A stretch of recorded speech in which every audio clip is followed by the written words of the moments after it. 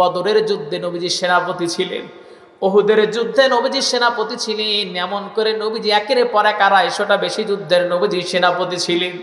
আল্লাহ পাক যখন নবীজিকে যখন তিনি ক্ষমতা দান করলেন, যখন নবীজি মক্কা বিজয় যখন নবীজি আমার করে ফেললেন, আমার ভাইয়ের আমার বন্ধুগণ, নবীজি যখন সেনাপতি নবীজি যখন তার সাহাবায়ে কেরামদেরকে নিয়া যখন তিনি মক্কা বিজয়ের জন্য রওনা দিয়ে দিলেন, কাফের বেঈমানরা পলায়ন করতে শুরু করে দিল। আমার ভাইয়েরা আমার বন্ধুগণ, সঙ্গে সঙ্গে আমার আপনার নবীজি সাইয়্যিদুল কাওনাইন রাহমাতাল লিল আলামিন যখন তিনি মক্কায় প্রবেশ করবেন, ঠিক সুরাকা ইবনে মালিক রাদিয়াল্লাহু তাআলা আনহু নবীজির সামনে গিয়ে তিনি হাজির হয়ে পড়লেন আর ডেকে বলে, মুহাম্মদ, এই যে দেখো আমি তোমার সামনে আসছি। অন্যান্য সাহাবীরা সুরাকা ইবনে মালিককে তরবারি দিয়ে ঘুতা মারে। সুরাকা ইবনে মালিক বলে, আমাকে আঘাত করো না, নবীজির সঙ্গে আমাকে দেখা করার সুব্যবস্থা করে দাও। নবীজির সঙ্গে যখন তিনি দেখা করলেন, দেখা করা মাত্রই নবীজি বললেন, তুমি কে? সুরাকা ডেকে বলে, হে রাসূল, যখন আপনি ওই গুহার ভিতর থেকে বের হয়ে মদিনার উদ্দেশ্যে রওনা দিয়েছিলেন, তখন আমি আপনাকে হত্যা করার জন্য আসছিলাম। হে রাসূল, এই যে আপনি আমাকে সেই সাইন করা সেই চিঠিটা আমাকে দিয়েছিলেন, হাড়ের উপরে আপনি একটু লিখে দিয়েছিলেন, যাতে ইসলামের সুশীতল ছায়ার নিচে কখনো যদি আমি আসতে চাই আপনি আমাকে দূরে সরাইয়া দিবেন না। ইয়া রাসূলুল্লাহ, আমি সুরাকা, সেই সুরাকা, আমি আপনার সামনে দাঁড়িয়ে আছি। আল্লাহর নবী সাইয়্যিদুল কাওনাইন ডেকে বললেন, ও সুরাকা, তুমি দেরি করো না, আমার কাছে তুমি আসো। নবীজির সামনে দাঁড়ায়া সুরাকা ইবনে মালিক সাক্ষ্য দিয়ে ফেললেন, নাশহাদু আল্লাহ ইলাহা ইল্লাল্লাহু ওয়া আশহাদু আন্না মুহাম্মাদান আবদুহু ওয়া রাসূলুহু। আমার ভাইরা আমার বন্ধুগণ, সুরাকা ইবনে মালিক রাদিয়াল্লাহু তাআলা আনহু যখন তিনি মুসলমান হয়ে গেলেন, আল্লাহর নবী সাইয়্যিদুল কাওনাইন রাহমাতাল লিল আলামিনকে বেশি দিন সুরাকা ইবনে মালিক তিনি পান নাই। তার কিছুদিন পর নবীজি দুনিয়া থেকে বিদায় হয়ে যান। আমার ভাইরা আমার বন্ধুগণ, নবীজিকে আল্লাহ পাক যেই ভিশন দিয়ে দুনিয়াতে পাঠিয়েছিলেন, ইসলামটাকে পরিপূর্ণ কায়েম করার জন্য, যখন ইসলামটা পরিপূর্ণভাবে কায়েম হয়ে গেল, বিদায় হজের সময় নবীজি বললেন, তোমরা দুইটা জিনিসকে ছাড়বা না, একটা হলো কিতাবুল্লাহ আর একটা হলো সুন্নাত। আমার এই দুইটা জিনিসকে যদি তোমরা আঁকড়ে ধরতে পারো, পৃথিবীর কেউ তোমাদের পরাজিত করতে পারবে না। কিন্তু দুঃখ আর পরিতাপের বিষয়টা হলো, আজকে মুসলমানেরা কোরআনটাকে ছেড়ে দিয়েছে নাকি ধরেছে? হ্যাঁ, কথা কয় না, আপনারা আমার কথা বুঝতেছেন না ভাই? কথা না বললে তো আজ করতে পারবো না। সবাই বলেন, মুসলমানরাই কোরআন থেকে কাছে নাকি দূরে? সবাই বলেন, কাছে না দূরে? যদি এই কোরআনটার কাছে আমরা থাকতাম, আল্লাহর কসম কোন মুনাফিক আমাদের উপর আজকে আক্রমণ করতে পারতো না। সবাই বলেন ঠিক কিনা? আর সুন্নাতের তো বেহাল দশা, একটু আগে বলছি, চুলের ভিতরে সুন্নাত নাই, পক্ষীর বাসা। আমার ভাইরা আমার বন্ধুগণ, আজকে যুবকদের প্যান্টের দিকে যদি ফলো করা যায়, আমি অনেক যুবককে দেখেছি, ওদের প্যান্ট মাটির সঙ্গে ঘষা লাগতে লাগতে এক হাত ক্ষয় গেছে। অথচ আল্লাহর নবী বলেছেন, তোমরা পায়ের যে গিট আছে তার উপরে তোমরা কাপড় পরবা, মা আসফালা মিনাল কাবাইনি মিনাল ইদারি ফিন্নার। আমার ভাইরা আমার বন্ধুগণ, সেই সুন্নাতটা আমরা মানতে রাজি না।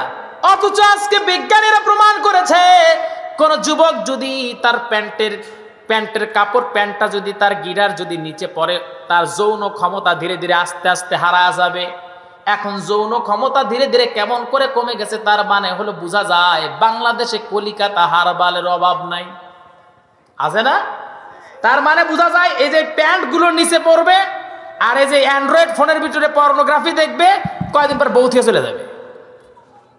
কথা বুঝেন নাই? আমার ভাইরা আমার বন্ধুগণ, আজকে ঢাকার ভিতরে যদি আপনারা ফলো করে দেখেন, ঢাকার ভিতরে প্রায় প্রতিটা দিন কমপক্ষে 20 থেকে 25% সংসার তারা ভেঙে যাচ্ছে, ডিভোর্স হয়ে যাচ্ছে। তার এক নাম্বার কারণ হলো কোরআন থেকে তারা কাছে নাকি দূরে?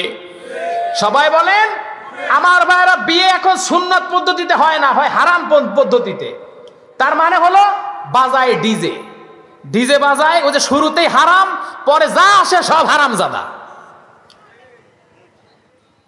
সেই দিন একটা ছেলের একটা ভিডিও দেখতে আমি অবাক। ওই ছেলেটাকে প্রশ্ন করা হয়েছে যে তুমি যে মদ খাও, তুমি যে ড্রাগস ব্যবহার করো, তোমার অনুভূতিটা কি? বলে যে আমি ড্রাগস নিব, সমস্যা কি? বলে তোমাকে টাকা দিবে কেন তোমার মা বাবা? জন্ম দিছে, টাকা দিবে না মানে? তারপরে সে তার মা সম্পর্কে বলতেছে, আমার মাকে আমার ভালোবাসাই দেয় নাই, আমার মা পার্টি নিয়ে ব্যস্ত, রাতে সে পার্টিতে যায়, বাবা ব্যবসা নিয়ে ব্যস্ত, ব্যবসা করতে যায়, আমাকে দেওয়ার কোনো সময়ই নাই। আর মায়ের সম্পর্কে যে শব্দ আচরণ করলো, আল্লাহর কসম আমি সঙ্গে সঙ্গে ভিডিও বন্ধ করে দিছি, কারণ ওইটা আমার কানে লাগার পর আমার নিজেকেই ঘৃণা লাগতেছিল। তার মানে হলো মা আর বাবার চরিত্র একদম ফুলের মতো পবিত্র, ছেলেটা একদম গাঁজা খায় দশক।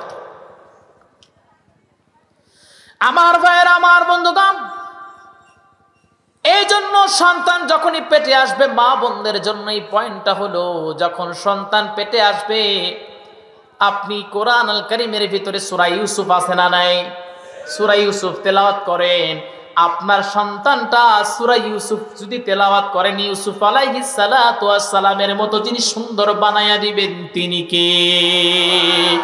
সন্তান পেটে আসার পর সূরা ফাতিহা যদি কোনো মা বেশি তেলাওয়াত করে, সেই সন্তানটা অসুস্থ হবে না। কারণ কোরআন আল কারীমের ভিতরে সূরা ফাতিহা হলো আপনার 1000টা রোগের ওষুধ। জোরে কান সুবহানাল্লাহ।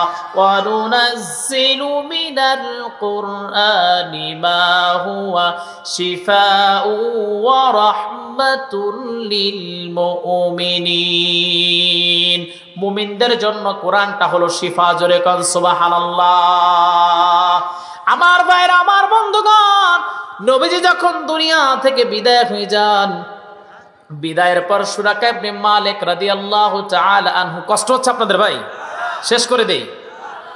আমার তো খুবই কষ্ট হচ্ছে, কারণ যে সাউন্ড কোয়ালিটি, আসলে কথা বলা তো অনেক জুলুম, তবুও কথা বলতেছি যেহেতু আমি অনেক রাস্তা জার্নি করে আসছি।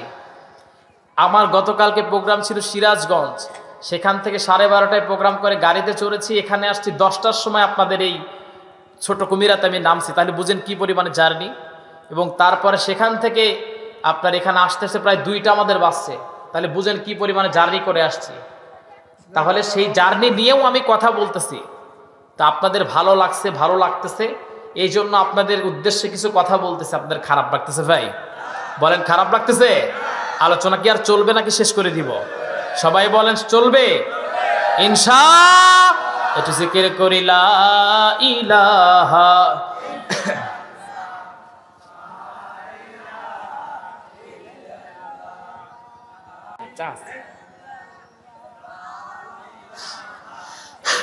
লা ইলাহা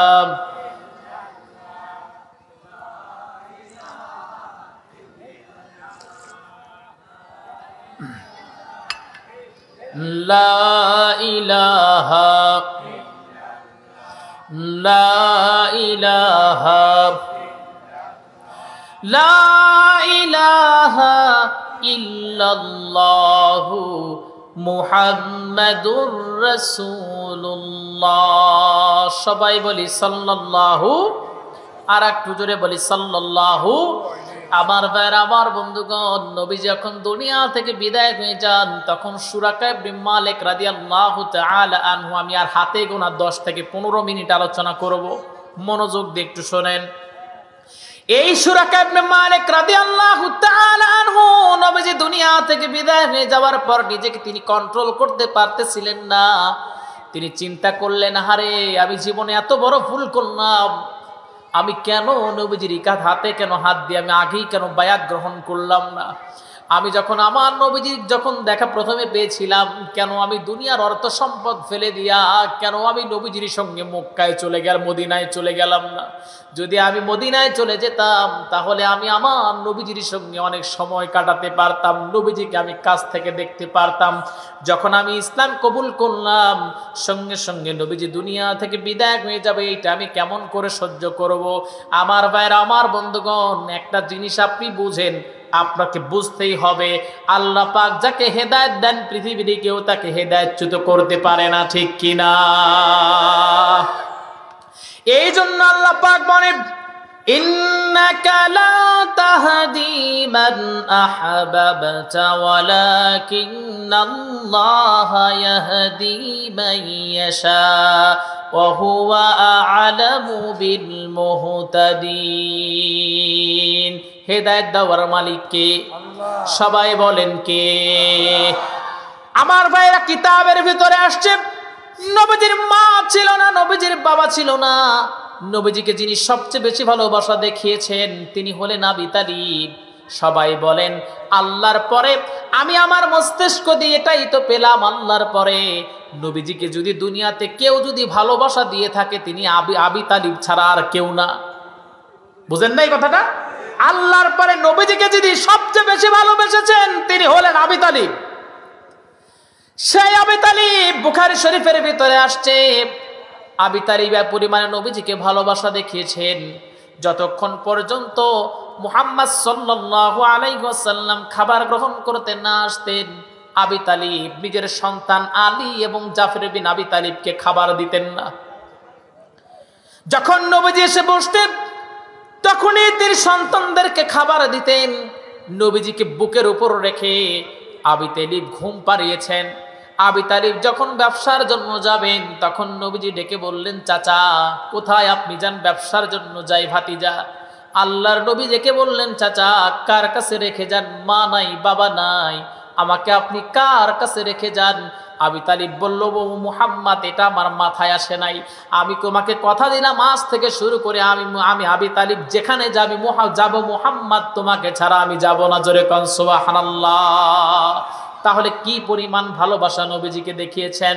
সেই আবি তালিব যখন মারা যান আল্লাহর নবী ডেকে বললেন, ইয়া আম্মি আবি তালিব কুল লা ইলাহা ইল্লাল্লাহ হাজ্জুল লাকা ইনদাল্লাহি ইয়াউমাল কিয়ামা। বুখারী শরীফের হাদিস এটা। আল্লাহর নবী ডেকে বললেন, চাচা আপনি বলেন লা ইলাহা ইল্লাল্লাহ মুহাম্মদ রাসূলুল্লাহ বলার দরকার নাই। যদি বলেন লা ইলাহা ইল্লাল্লাহ কিয়ামতের দিন আমি নবী আপনার গলায় গামছা পেঁচাই আপনার জান্নাতে প্রয়োজনে নিয়ে যাব, আপনার হাত ধরে প্রয়োজনে জান্নাতে নিয়ে যাব। আবি তালিব বললেন না, কারণ আবি তালিবের পাশে ওই সময় কয়েকজনের ভিতরে এক নাম্বার ছিল ইবলিস। কে? ইবলিস ছিল। আর দুই নাম্বার যারা ছিল তারা হলো অন্য যারা ছিল, আবু জেহেল ছিল, উতবা ছিল, সায়বা ছিল, মুগিরা ছিল। তারা বুঝালো আবি তালিব মুহাম্মাদের কালেমা মেনে নেওয়া যাবে না। যখন আমার আপনার নবীজি সাইয়্যিদুল কাওনাইন তার চাচাকে যখন তিনি হেদায়েত দিতে পারলেন না, কারণ হেদায়েত নবীজি দিতে পারবেন না, হেদায়েতের চাবি কার কাছে? আল্লাহর নবীর চাচা যখন দুনিয়া থেকে বিদায় হয়ে যান সঙ্গে সঙ্গে আমার আপনার নবী সাইয়্যিদুল কাওনাইন তিনি চিন্তা করলেন কি করা যায়। নবীজি তার চাচার জন্য তিনি প্রাণ ভরে দোয়া করতে লাগলেন। মনের ভিতরে শান্তি হয় না। নবীজির চাচার কবরের পাশে গিয়ে তিনি দাঁড়ালেন, ডেকে বলছেন, এরপরে তিনি দোয়া করছেন। যখন তিনি দোয়া করছেন, আল্লাহ আমি মুহাম্মদ সাল্লাল্লাহু আলাইহি ওয়াসাল্লাম যখন দোয়া করি সেই দোয়া মুখ দিয়ে উচ্চারণ করতে হয় না, তুমি কবুল করে নাও। আমার মা ছিল না, বাবা ছিল না, যিনি আমাকে সবচেয়ে বেশি ভালোবাসা দিয়েছেন তিনি আমার চাচা আবি তালিব। সেই আবি তালিব দুনিয়া থেকে বিদায় হয়ে গেল মুশরিক অবস্থা, আল্লাহ তুমি তারে মাফ করে দাও। আল্লাহ পাক নাযিল করলেন, মা কানা লিন-নাবিয়্যি ওয়াল্লাযীনা আমানু আইয়াস্তাগফিরু লিল-মুশরিকিন। আল্লাহ পাক দেখে বলে, নবী কোন মুশরিকদের জন্য দোয়া করা নবীদের জন্য শোভনীয় নয়। আমার ভাইয়ের, আমার বন্ধুগণ, দুঃখ আর পরিতাপের বিষয় হলো বাংলাদেশে সারাটা জীবন ইসলাম বিরোধী, কোরআন বিরোধী কুকুর ছাগল মারা যায়, আর ওই রকম কুকুর ছাগল মার্কা কিছু হুজুররা তাদের জানাজাও পড়ায় আবার জান্নাতে দিয়ে আসে। ঠিক কিনা? সারাটা জীবন স্লোগান দিছে হুজুরের চামড়া পিটায়া পিটায়া তুলে নেব আমরা, এবং ওদের কলমের খোসায় হুজুরদের জেলের ভিতরে বন্দি করা হয়। ওই হারামজাদারা যখন মারা যায় কিছু হারামজাদা আলেমরা তাদের জানাজা করে। ঠিক কিনা? সবাই কোন ঠিক কিনা? এই সব উলামায়ে কেরাম নয়, এরা হলো উলামায়ে সু বদমাইশ। যেরকম ঠিক কিনা? আমার ভাইরা, আমার বন্ধুগণ, নবীজিকে ভালোবাসা দেখিয়েছেন, হেদায়েত পান নাই, কিন্তু এই সুরাকা ইবনে মালিক 100 লাল উটের বিনিময়ে নবীজিকে হত্যা করার জন্য গিয়েছিলেন। আল্লাহ পাক তার হেদায়েত দান করেছেন। সুরাকা ইবনে মালিক যখন নবীজি দুনিয়া থেকে বিদায় হয়ে যান, কয়েকজন সাহাবী তার মধ্যে পাগল হয়ে যান। এর মধ্যে সুরাকা ইবনে মালিক একজন, তিনি চিন্তা করলেন আমার আপনার নবীজি দুনিয়া থেকে বিদায় হয়ে যাওয়ার পর সুরাকা ইবনে মালিক তিনি পাগল পারা হয়ে গেলেন, কেন আমি নবীজির সান্নিধ্য পেলাম না রে।